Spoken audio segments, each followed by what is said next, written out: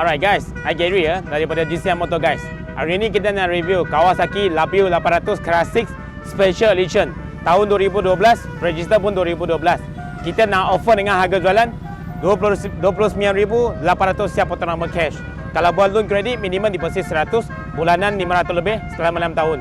Kalau ada credit card, boleh bayar guna credit card. Lepas tu kita installment dengan bank korang up to 5 tahun. Boleh PM kita untuk dia punya TNC guys. Alright, lepas tu ada free warranty setahun bagi korang TNC untuk motor second hand ni.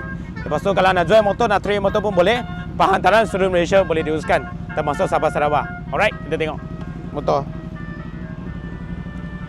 Tayar depan pakai Bridgestone. Okey, pakai Bridgestone. Lepas tu dia klasik punya tayar lah, 119. Alright, pakai alloy punya rim, memang solid. Lepas tu fender pun bersih, memang klasik punya buy lah.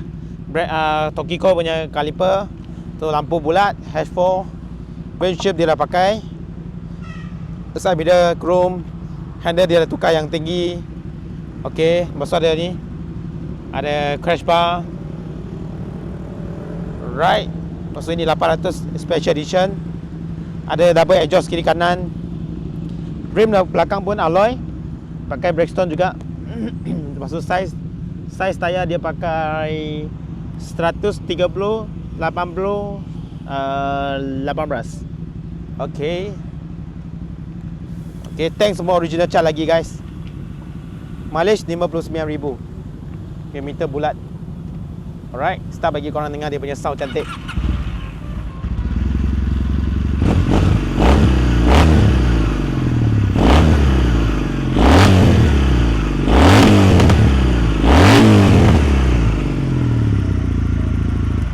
Alright, Kawasaki Labio 800 agak rare punya model dekat pasaran. Labio 800 yang special edition punya. So harga jualan 29,800 siap potong nama cash. So ada free warranty setahun bagi korang TNC. Kalau buat loan pun boleh, minimum deposit 100, bulanan 500 lebih 6 tahun. Kalau ada credit card, limit kalau cukup, bayar guna credit card. Lepas tu kita installment dengan bank korang up to 5 tahun zero interest. Boleh PM kita untuk dia punya TNC. Alright, kalau korang tengah cari motor ni, boleh roger kita. Bye.